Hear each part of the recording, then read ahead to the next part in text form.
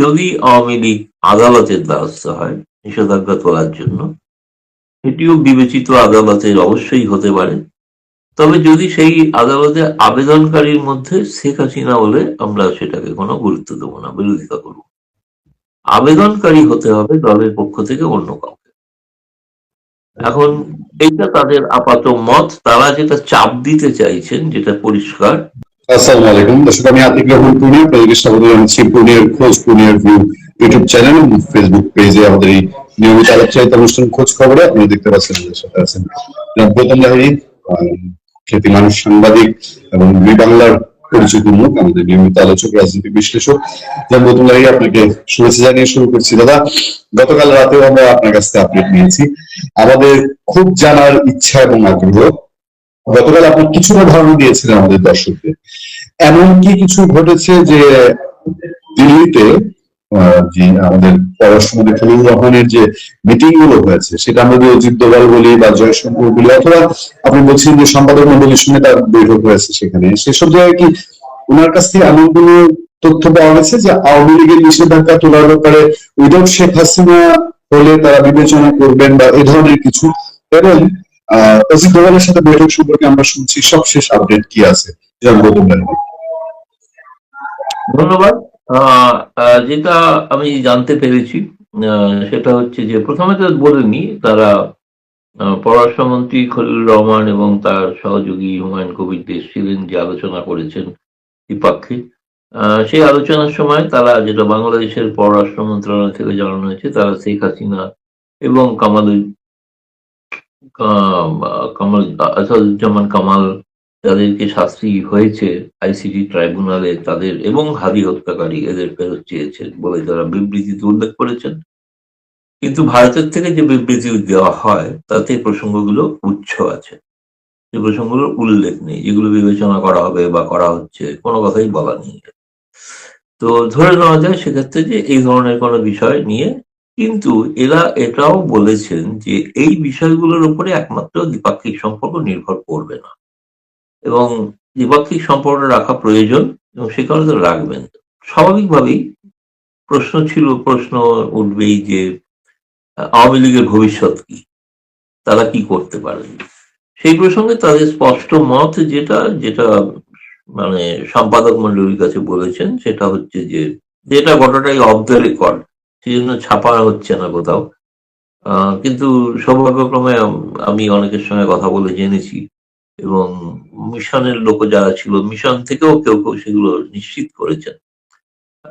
High কমিশনের ঘনিষ্ঠ একজন আছেন কূটনীতিবিদ, তিনিও নিশ্চিত করেছেন সেটা আর কি। তো এখন সেক্ষেত্রে মানে যেটা বলা হয়েছে যে হ্যাঁ, তারা মনে করেন যে আওয়ামী লীগ মতো একটা দলে বাংলাদেশে রাজনীতি করার মানে যোগ্যতা আছে, তাদের একটা স্পেস আছে, তারা রাজনীতি করতেই পারেন। কিন্তু কোনোভাবেই আমরা শেখ হাসিনাকে অ্যাকসেপ্ট করছি না, এবং শেখ হাসিনাকে আমরা মনে করি তিনি সন্ত্রাসবাদী, এবং সন্ত্রাসবাদ বিরোধী আইন অনুসারে তার যে, বা আইসিটি ট্রাইব্যুনালে তার যে সাজা হয়েছে, ফলে তাকে নেতৃত্বে রেখে কোনো দল গঠিত হলে আওয়ামী লীগ চাইলেও সেটাকে তখন স্পেস দেওয়া যাবে না। যে আইনটাও পাশ হয়েছে, এই আইনটাতে একটা কোনো ধারা আছে যে প্রয়োজনে কিন্তু সেই নিষেধাজ্ঞা ওঠানো যেতে পারে, এরকম একটা শুনেছি আমি উল্লেখ। আমি আইনটা এখনো হাতে পাইনি, আমাকে একজন কেউ বিশিষ্ট কেউ জানিয়েছেন যে আইনে কিন্তু নিষেধাজ্ঞা প্রত্যাহার করারও একটা ব্যবস্থা আছে। এবং তার সঙ্গে এটাও বলা আছে যে, আরেকটা তারা বলেছেন যে যে আওয়ামী লীগের এর মধ্যে বাংলাদেশেও কিছু ঘটনা ঘটছে, সেটা যদি আপনি একটু লক্ষ্য করে দেখেন। আমি গতকাল পরশু বাংলাদেশ প্রতিদিন কাগজে খুব বিরাট ভাবে একটা বিবৃতি দেখলাম, এক আওয়ামী লীগের সাংসদ, যিনি হ্যাঁ যিনি জামালপুরের সাংসদ ছিলেন, জামালপুরের সাংসদ নূর মোহাম্মদ। তো নূর মোহাম্মদ একটা অদ্ভুত বিবৃতি দিয়েছেন, বিবৃতিটা খুব গুরুত্ব সহকারে ছাপা হয়েছে। এই বিবৃতিতে তিনি বলেছেন যে তিনি শেখ হাসিনা সরকারের আমলে সেই সময় যে ভুলভ্রান্তি, সে কথা বলেছেন। তিনি বলেছেন বঙ্গবন্ধুকে অস্বীকার করা যাবে না, কিন্তু জিয়াউর রহমানকেও অস্বীকার করা যাবে না। একই সঙ্গে কিভাবে আবার বাংলাদেশে এই ভুলভ্রান্তি কাটিয়ে ফিরে আসা যায়, সেরকম একটা বিবৃতি কিন্তু তার আমি দেখলাম। প্রথম আওয়ামী লীগের সাংসদ, তার বিবৃতি, তিনি কি খুব গুরুত্বপূর্ণ সাংসদ ছিলেন তা নয়। জানেন তিনি প্রথমবারই সাংসদ হয়েছিলেন জামালপুর থেকে। ফলে আওয়ামী লীগের ওখানে যারা আছেন তাদের শীর্ষস্থানীয় অনেকেও তারা খুব, আমি বলবো ডেসপারেট, যে আবার রাজনীতিতে ফেরার জন্য তারা উপায় খুঁজছেন। সেটা একটা হয়তো ভাবনা চিন্তা আছে, কিন্তু এই গোটা বিষয়টা আমি যেটা মনে করি সিদ্ধান্ত নেবেন শেখ হাসিনা নিজে, এবং তার যে ওয়ার্কিং কার্যকরী কমিটি আছে তারা বসে সিদ্ধান্ত নেবেন। বাইরে থেকে কোনো দল কোনো নেতৃত্ব পরিবর্তনের দাবি করবেন আর সেটা মেনে নেওয়া হবে, তাহলে ভবিষ্যতে তো আওয়ামী লীগের নেতৃবৃন্দ যদি বৈঠক করে সিদ্ধান্ত নেন যে তারেক রহমানের পরিবর্তে ফজলুর রহমান বা অন্য কাউকে আনা হোক, সেটা কি তাদের পক্ষে মানা সম্ভব? মানা তো সম্ভব না। তো এখন এইটা যে রাজনৈতিক দল তাকেই সিদ্ধান্ত নিতে হবে। এবং আমি যেটা জানি, শুনেছি আগামীকাল 10ই এপ্রিল প্রথম স্বাধীন বাংলাদেশ সরকারের প্রতিষ্ঠা দিবস মুজিবনগরে। সেখানকার বিষয়ে আগামীকাল হয়তো শেখ হাসিনা কোনো একটি ভাষণ দিতে পারেন আওয়ামী লীগ ফেসবুক পেজের মাধ্যমে।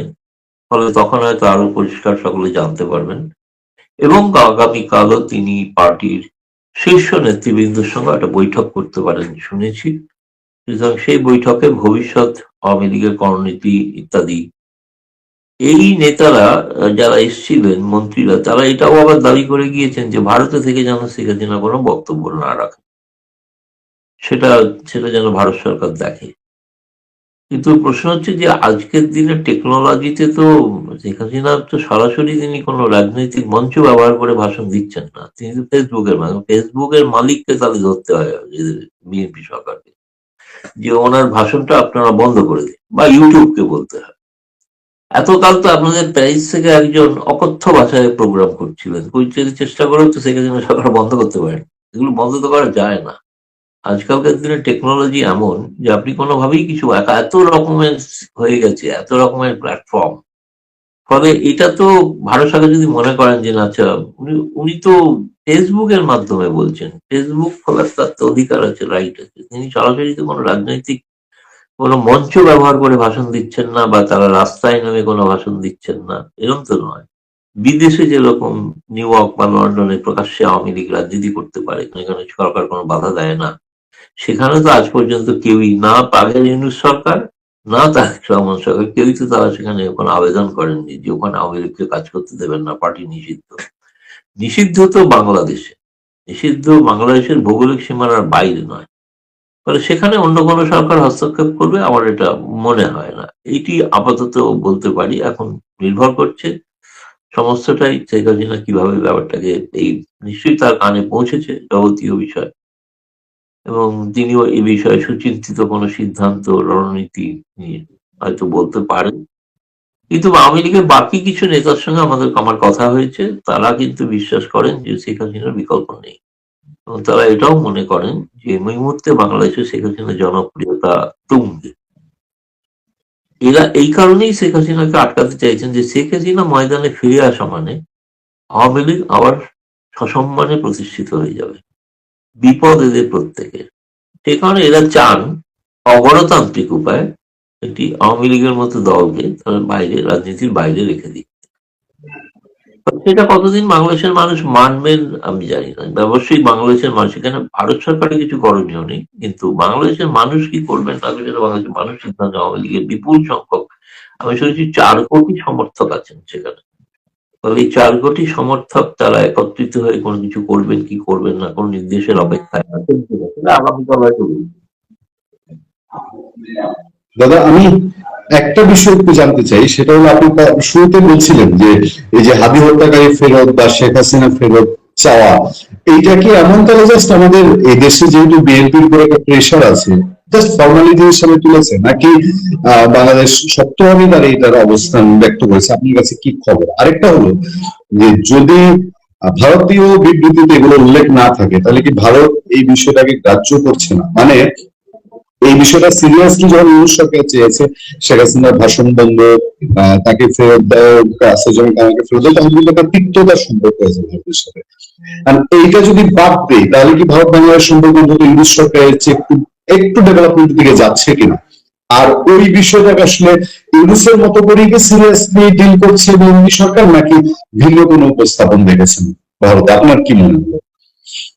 না, আমার যেটা মনে হয়েছে, যেটা ভারতের কাগজেও আজকে দিল্লির জাতীয় দৈনিকগুলোতে রিপোর্টও হয়েছে, যে শেখ হাসিনা প্রসঙ্গ বা হাদি প্রসঙ্গ, আহ, এটা তারা দাবি রাখবেন। প্রতিবার যখনই সাক্ষাৎ হবে, যখনই কথা হবে, তখনই দাবি রাখবেন। যেমন প্রতিবার আগে শেখ হাসিনা সরকার তিস্তা নদীর চুক্তির কথা বলেই যেতেন, কিন্তু হচ্ছিল না। এটা তারা বলে যাবেন, যেন ভারত এ ব্যাপারে কোনো সুচিন্তিত কোনো সিদ্ধান্ত নেয়নি বলে তারা ভারতের বিবৃতিতে নেই। আর আপনি যদি বাংলাদেশের স্টেটমেন্টটা দেখেন, উল্লেখজনক দিক হচ্ছে যে হাদির হত্যাকারীকে ফেরত দেওয়ার প্রসঙ্গটা কিন্তু দ্বিতীয় অনুচ্ছেদে আছে। শেখ হাসিনার প্রত্যাপনের বিষয়টা কিন্তু অনেক নিচের দিকে আছে। প্রায়োরিটি যদি হয়, তাহলে আমি বলবো প্রায়োরিটিটা এখন হাদির হত্যাকারীদের ফেরত আনা। কিন্তু যেটা ভারতের স্টেটমেন্টে নেই, মানে এই অর্থে এটা ভারতে এখন এনআইএ এর হাতে আছে, ন্যাশনাল ইনভেস্টিগেটিভ এজেন্সির হাতে আছে, তারা তদন্ত করছে। এখনো তাদের মানে আর কয়েকদিন পরে হয়তো আবার তাদের এনআইএ আদালতে তোলা হতে পারে। তখন হয়তো ব্যাপারটা বোঝা যাবে যে এদের, এখনো তো এদের কোনো শাস্তির প্রসঙ্গ বা বন্দি প্রত্যাবর্তন চুক্তি অনুসারে যেটা ওরা বলেছেন এই অনুসারে হতে পারে, সেই চুক্তি অনুসারে সেটা ভারতের আদালতও তাদের দোষী সাব্যস্ত করতে হবে। এটা দীর্ঘ সময়ের ব্যাপার। ততদিন কি সম্পর্ক আটকে থাকবে? না, ততদিন সম্পর্ক আটকে থাকবে না, এটা উভয় পক্ষ সহমত। এবং ফলে সব থেকে বেশি গুরুত্ব বাকি দেখুন জরুরি প্রয়োজন হিসাবে যেটা হয়েছে, যে এই মুহূর্তে ডিজেলের কিছু বাড়তি সরবরাহ বা সারের সংকট আছে বাংলাদেশে, সেটাকে যদি ভারত সাহায্য করে, ভিসা প্রক্রিয়া সহজ করা। আপনি লক্ষ্য করে দেখবেন বাংলাদেশের স্টেটমেন্টে পর্যটন ভিসার কথা বলা নেই, মেডিকেল ভিসার কথাটা তারা বারবার বেশি বলেছেন, আরো বেশি দেওয়া এই কারণে যে অন্যত্র চিকিৎসা করতে গেলে সেটা ব্যয়বহুল, ভারতের চিকিৎসাটা অনেক বেশি ব্যয় সংকোচ হতে পারে, সহজে হতে পারে, ব্যয় সাপেক্ষ হতে পারে, মানে যেহেতু নিকটবর্তী দেশ, সুতরাং সেটা যাতে বাড়ে এবং বিজনেস ভিসাটাও যাতে বাড়ে, যাতে বাণিজ্য হয়। আহ যে কোনো কারণেই হোক, কালকে বাণিজ্য মন্ত্রীর সঙ্গে যে বৈঠকটি হওয়ার কথা ছিল সেটি শেষ মুহূর্তে হয়নি। সেই বৈঠকটি বাতিল হয়ে গিয়েছিল, আর মন্ত্রী পীযূষ গোয়েল তিনি ছিলেন না। কিন্তু তার আগে ঘোষণা হয়েছিল, কিন্তু তার সঙ্গে বিকেল 3টে বাণিজ্য ভবনে বৈঠক হবে এটা ঘোষণা হয়েছিল। ফলে বাণিজ্য নিয়েও এখন কোনো, আর একটা জিনিস আজকে সিদ্ধান্ত যেটা দেখলাম, পরবর্তীকালে সংশোধিত আরেকটি বিবৃতি, সংশোধিত না আমি বলবো একটি উন্নত আরেকটি বিবৃতি ভারত সরকার থেকে দেওয়া হয়েছে। তাতে বলা হয়েছে দুই পররাষ্ট্রমন্ত্রীর পর্যায়ের বৈঠক এখন আনুষ্ঠানিকভাবে শুরু হবে। এখন যে বৈঠকটা হয়ে গেল, এটা ঠিক আনুষ্ঠানিক দ্বিপাক্ষিক বৈঠক নয়, এটাকে বাংলাদেশ তো বলেছে শুভেচ্ছা সফর, আর ভারত বলেছে এটা যদিও সরকারি সফর, কিন্তু এটা এখনো পর্যন্ত এটা স্টেট ভিজিট নয়। ফলে ভবিষ্যতে যখন এই বৈঠক হবে তখন জয়শঙ্করের আমন্ত্রণে তিনি আসবেন, অথবা তার আমন্ত্রণে জয়শঙ্কর যাবেন। যেটা পররাষ্ট্রমন্ত্রী পর্যায়ের যে পরামর্শদাতা কমিটি আছে, কনসালটেটিভ কমিটি, যেই কমিটির বৈঠকে যাবতীয় বিষয়গুলোর আলোচনা হয়ে থাকে, কারণ সেখানে সমস্ত মন্ত্রণালয়ের প্রতিনিধিরা থাকেন। সেই আলোচনাটা হবে খুবই শিগগিরই, এরকম একটা ইঙ্গিত আছে। ফলে আমি বলছি সম্পর্কটা ওই হাসিনা হাদির কারণে পিছিয়ে থাকছে না, অন্তরায় হচ্ছে না। ওটা যেমন আছে আছে তার জায়গায় আছে, সে দাবিটা থাকবে, কিন্তু তার সঙ্গে বাকি কাজটা এগিয়ে নিয়ে যাওয়াটা প্রয়োজন আছে, জরুরি প্রয়োজন আছে। দাদা, অজিত ডোভালের সঙ্গে কোনো বৈঠক হয়েছে? হ্যাঁ, অজিত দোভালের বৈঠকে বিস্তারিত শেখ হাসিনা প্রসঙ্গে আলোচিত হয়েছে, বিশেষ কারণ তিনি ওই বিষয়টা তিনি দেখেন মূলত। এবং আরেকটা কথা বলি এই প্রসঙ্গে, যে তারা যে খুব স্বেচ্ছায় ওই শেখ হাসিনা প্রসঙ্গে বা আওয়ামী লীগ প্রসঙ্গে তাদের মতামতটা দিয়েছেন তা তো নয়। কারণ আমি যেটা শুনেছি যে বেশ কিছু সম্পাদকরা বারেবার যখন শেখ হাসিনা এবং আওয়ামী লীগ প্রসঙ্গ জানতে চাইছেন, কিছু কিঞ্চিত তারা একটু বিরক্ত বোধ করেছিলেন, যে বারবার এই প্রশ্নটা ছাড়া অন্য কোনো প্রশ্ন করা যায় না দ্বিপাক্ষিক সম্পর্কের অন্য বিষয়গুলো। অর্থাৎ এই বিষয়টাকে নিয়ে তাদের প্রশ্ন করলে উত্তর দিতেই হবে, প্রশ্ন করলে উত্তর দিতেই হবে। ফলে সেই প্রশ্ন করাতে উত্তর দিয়েছেন, কিন্তু তারা এটাও বলছে যে এটা বিষয় নয়, এটা ছাড়া অন্য বিষয় আর দ্বিপাক্ষিক সম্পর্ক আর কিভাবে উন্নত হতে পারে সেইগুলো আছে। তবে আপনি যেটা বললেন যে এটা ঠিক ইউনিট সরকারের সময় থেকে কিঞ্চিত পার্থক্য আছে।